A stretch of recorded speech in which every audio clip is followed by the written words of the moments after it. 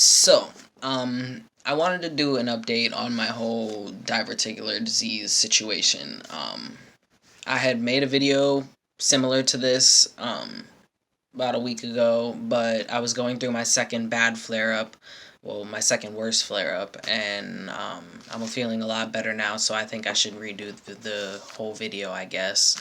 Um, but for those who have not followed me, haven't seen my videos, because I'm going to post this on a few pages on Facebook and on my page on Facebook, I have diverticular disease, and that is basically flare-ups of something. It's an infection in your colon, basically, and in your abdomen, but the flare-up is called diverticulitis. Now, these diverticulitis are little bumps, like bubbles on your colon, and it's from being constipated for so long that there's so much pressure in your colon for so long that it starts to bubble on the outside of your colon, and food gets stuck inside of these bubbles. They become inflamed, they become infected, and they pop, and you get an infection in your abdomen, and that's called diverticulitis. That's a flare-up of diverticular disease, and I have diverticular disease. I was diagnosed with it about 2 months ago, a month ago, something like that.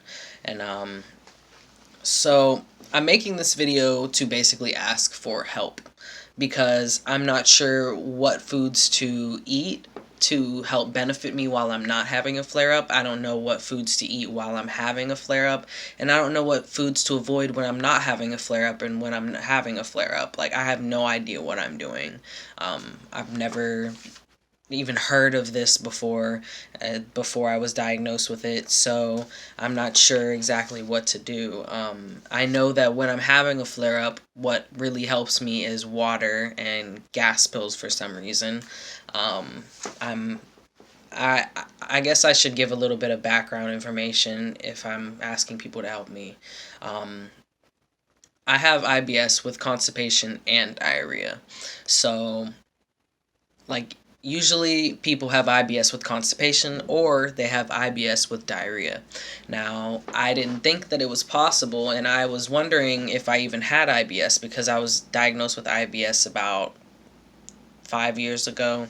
Um, I was diagnosed with IBS about 5 years ago, and I didn't think that I was having IBS or I was suffering from IBS because I had both constipation or diarrhea. It's never in between. It's either I'm constipated or I have diarrhea. And my doctor recently told me at a recent visit, my most recent visit, that you can have both and have IBS at the same time. So I do have IBS with constipation and diarrhea. It's very unpredictable. I can never predict what foods when are going to upset my stomach. It's hard to deal with. It's starting to get very hard to deal with, and it's starting to get very stressful because my job is one of those jobs where I don't want to talk shit on my job, but my job is one of those jobs where they do not care if you're sick or not. You need to show up to work or you get points towards being terminated.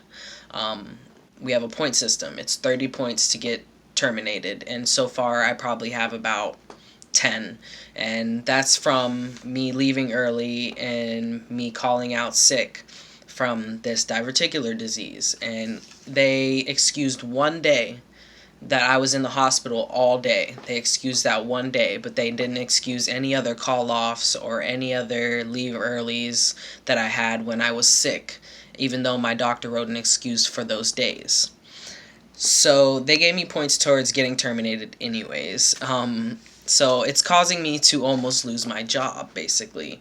So I really, really, really need to get this under control, and I really need to understand it better and know what to eat, what to avoid eating, what to eat to help. Like, I need to know a lot more about this. But for now, my doctor put me on Colace. It's a stool softener. It's prescription strength. I think I'm on, let me see.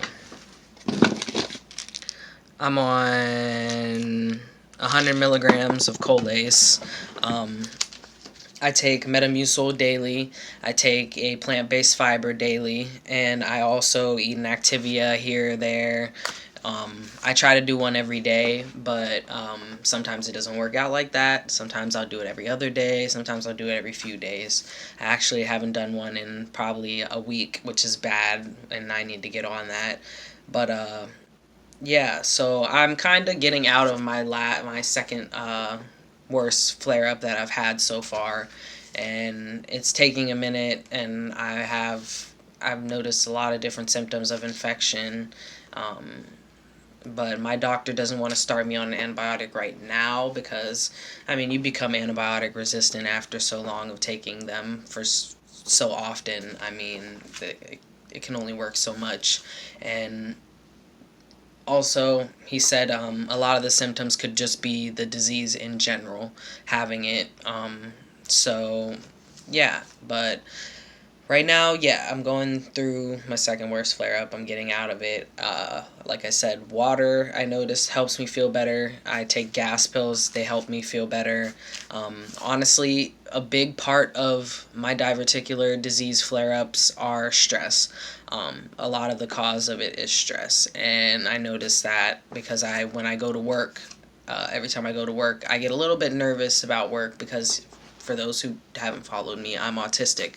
Um, so I have very bad social anxiety. So before work, I start to get the rumbles and everything, and then I get the craps at work because of my nerves.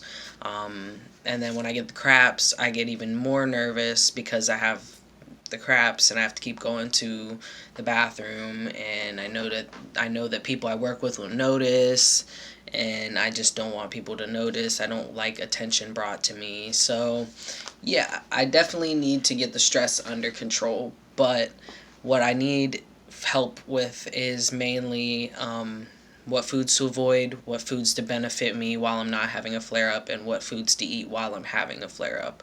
So if anybody could help me with that, I would greatly appreciate it. It would be greatly appreciated because I need to get this under control before I end up losing my job. So yeah, that's pretty much it. Yeah, anybody who has any information for me, please and thank you. Peace.